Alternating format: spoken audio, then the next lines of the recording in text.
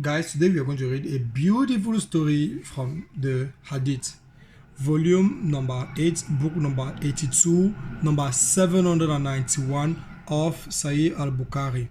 You will find it number 82 of Sahih al-Bukhari. This story is all about the wickedness of Muhammad. One, we are going to find how Muhammad was asked people to go and specifically do something with camel urine, to drink urine as a form of medicine, and then secondly, what the people did and how and what happened once they did it. First, we are going to see this. You see, some people from the tribe of UKL came to the Prophet and embraced Islam. They came to the Prophet and accepted and embraced Islam. The climate of Medina, did not suit them. So the Prophet ordered them, because the climate did not suit them, so the Prophet ordered them to go to the head of the milch, camels of charity, and to drink their milk and urine as a medicine. They did so, and after they had recovered from their ailment, after they became healthier, they turned renegades. Means they reverted from Islam. So they disconverted again. So they abandoned Islam and killed the shepherd of the camels and took the camels away. So now, this is the first part of the story. Some people came to Islam, they came to see the Prophet, they accepted Islam because they were with and living with the Prophet. They told the Prophet that they were not feeling fine, they were sick, a little bit sick. They told them to go and drink camel urine and milk. It's going to help them to treat their illness. They got healthier. They came back. Once they got healthier, they decided to renounce Islam. They renounced Islam. They killed the shepherd of the camels, took the camels away. What did the Prophet of Islam do? What did he do? Guys, I want us not to forget one small thing. According to Islam, he who obeys Muhammad, the obedience of Muhammad is equivalent to obey Allah. Surah chapter 4 verse 80. Surah chapter 3 verse 32. He who obeys Muhammad obeys Allah. So, and then we find out that this person called Muhammad is actually a sinner. Don't forget this. Have this in mind. He's actually a sinner. Chapter 48 verse 1 to 2 and chapter 40 verse 55. He's actually a sinner. And this is what it's doing. I don't have Bible references. Yes, I have them in my head. I'll give you the Bible references. There is a story, if you have seen, and if you have never seen it, just go and type on Google or YouTube the film of Jesus Christ. The film in the movie of Jesus Christ. It's actually written in John chapter 1. John, Matthew, Mark, Luke, John. Those books, you'll find it there, what I'm talking about. Jesus Christ was sitting somewhere, and then there was a woman which was a prostitute. A woman was caught in the very act of adultery, and then she was brought to Jesus Christ. According to the tradition, they had to stone her to death. So what happened? Jesus Christ simply told the people, you who are without sin, you should be the first person. If you have no sins and you're standing there, take the stone and shoot it on that woman.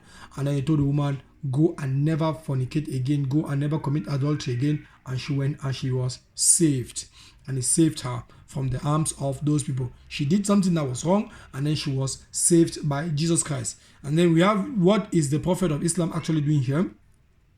The Prophet sent some people in their pursuit, and so they were caught and brought, and the Prophet ordered that their hands and legs should be cut off, and that their eyes should be branded with heated pieces of iron, and that their cut hands and legs should not be cauterized till they die. Guys, I don't know if you're understanding what is happening here. We have a villain. According to films, we have a villain, and then this villain is giving the order. We saw in the other passage saying something like, he who obey, chapter number 6 here, obedience to Muhammad is equivalent to obedience of Allah. And so they had to obey. He gave the order, go and catch them, cut their hands, and cut their legs. They cut their hands Just imagine the process of cutting somebody's hands with a machete, with a seesaw. They were cutting somebody's hands. They were cutting all their hands, and they cut off, and then they go and hit the metal. They first of all cut their hands, and then their assistant, and then they are bleeding. They cut down their legs, they are bleeding more, and they are more in pain, and then they torture. And then now what will happen? They now say, hey guys, go and take iron and go and hot it. They go and take iron, and then they go and hot it. Bring the heated iron. They bring the heated iron, put it in their eyes, and then what happened? They put it inside their eyes. This guy, according to Islam, where's the verse? According to Islam, he is, according to Islam, according to the Quran, the pattern of conduct. And what he did here is exactly what the Boko Haram are doing in my country in Africa. And that is what is happening. Even just to dare try to annoy the Prophet, you have a curse on you in this world, in the hereafter, and has prepared a punishment for humiliation in the hereafter. So you just annoy him, you're going straight to hell. Guys, I did not say something. I just read, and I gave you what is read. What I read is the best guidance. And the worst thing of all worst thing is that he is a sinner. Chapter 48 verse 1 to 2. Chapter 40 verse 55. Please surrender your life to God. Run away from Islam. Surrender your life to Jesus.